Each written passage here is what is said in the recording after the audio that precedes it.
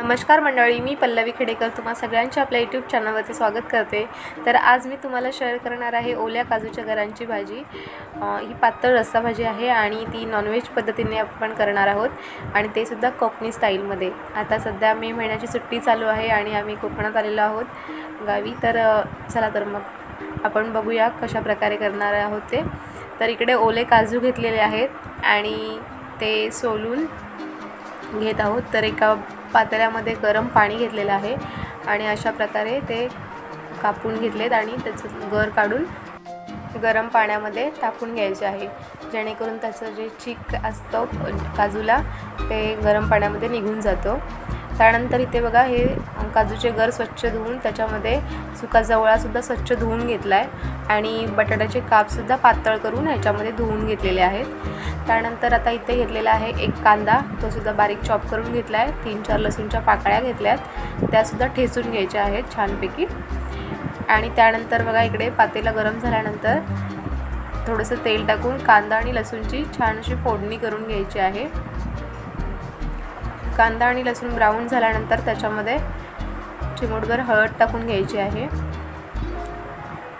आणि त्यानंतर थोडासा गरम मसाला। आईच्या हातची रेसिपी आहे। आता आपण याच्यामध्ये लाल तिखट पावडर टाकून घ्यायची आहे। एकदम कोकणी पद्धतीने हे करणार आहोत आपण, कारण आता सध्या मे महिन्याची सुट्टी चालू आहे आणि आम्ही कोकणामध्ये आलेलो आहोत। त्यानंतर इथे कांदा आणि खोबऱ्याचं जे वाटप असतं ते आपण ह्याच्यामध्ये टाकून घ्यायचं आहे। ह्याच्यामध्ये फक्त कांदा आणि खोबरं भाजून मिक्सरमधून ग्राइंड करून घेतलेलं आहे। आता हे वाटण टाकून झाल्यानंतर छान एकत्र करून घ्यायचं।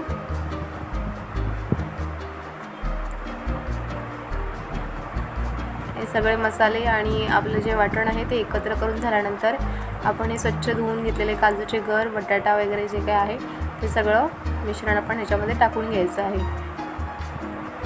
सगळं काही एकत्र करून घेतलं आहे। हे बघा आपलं ग्रेव्हीसुद्धा छान अशी शिजलेली आहे, थोडंसं तेल सुटलेलं आहे। त्यानंतर आपण हे सगळं मिश्रण ह्याच्यामध्ये टाकून घ्यायचं। ह्या काजूची सुकी भाजीसुद्धा खूप छान लागते सुक्या जवळ्यामध्ये आणि पातळ रस्सा भाजी पण खूप मस्त अशी लागते। आता हे सगळे एकत्र करून घ्यायचं।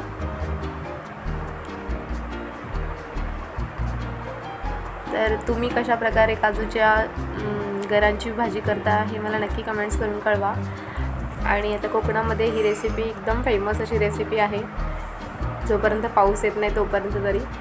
आता बघा इथे मी 1 चमच लाल तिखट पावडर टाकून घेतलेली आहे।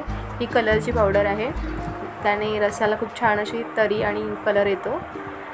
आता ह्याच्यामध्ये आपल्याला ज्याप्रमाणे जितकं पाणी हवं आहे तेवढं घालायचं आहे, टाकायचं आहे त्याच्यामध्ये, जेवढं तुम्हाला पातळ रस्सा हवा आहे त्याप्रमाणे। तर आता मी चौघांसाठी हे बनवतो आहे, त्या अंदाजाने आम्ही ते पाणी टाकून घेतलं आहे आणि मस्त असं एकत्र करून घ्यायचं। सगळे मसाले आपले छान असे एकत्र होतील याप्रमाणे। त्यानंतर आता कोकणामध्ये आहोत तर आंबटसाठी काहीतरी आपण कैरी तर नक्कीच त्याच्यामध्ये टाकून घेणार। मस्तपैकी एक छान छोटीशी कैरी घेतली आहे आणि ती सोलून तिचे छोटे छोटे तुकडे करून आपण हे रस्स्यामध्ये टाकून घ्यायचे।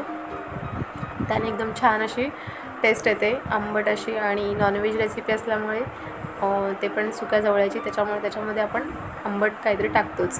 तर इकडे कैरीचे छोटे छोटे काप करून आता हे रस्स्यामध्ये ॲड करणार आहे आणि आता चवीप्रमाणे मीठ टाकून घ्यायचं आणि छान उकळी आल्यानंतर रस्सा आपण बंद करणार आहोत। आणि अशा प्रकारे आपल्या काजूच्या गरांचा रस्सा मस्त असा तयार झालेला आहे। तर तुम्हाला ही माझी आजची रेसिपी कशी वाटली हे कमेंट्स करून नक्की कळवा। रेसिपी आवडल्यास चॅनलला सबस्क्राईब करा आणि रेसिपीसुद्धा लाईक करा आणि अशाच एका नवीन रेसिपीसोबत लवकरच भेटू। तोपर्यंत मस्त राहा, मजेत राहा आणि मेन म्हणजे खात राहा। आणि जे कोणी नवीन सबस्क्रायबर असतील किंवा सबस्क्राईब जो कोणी करेल माझं चॅनल, त्यांनी कमेंट्समध्ये त्यांचं नाव मेन्शन करा, जेणेकरून मी नेक्स्ट रेसिपी घेऊन येईन त्या व्हिडिओमध्ये मी तुमचं नाव नक्की मेन्शन करेन आणि तुम्हाला पर्सनली थँक्यू बोलेन। सो तुम्ही सबस्क्राईब केल्यानंतर कमेंट्सद्वारे नक्की तुमचं नाव मेन्शन करा। चला तर मग लवकरच भेटू अशाच एका नवीन रेसिपीसोबत. तोपर्यंत मस्त राहा, मजेत राहा. Bye bye, take care.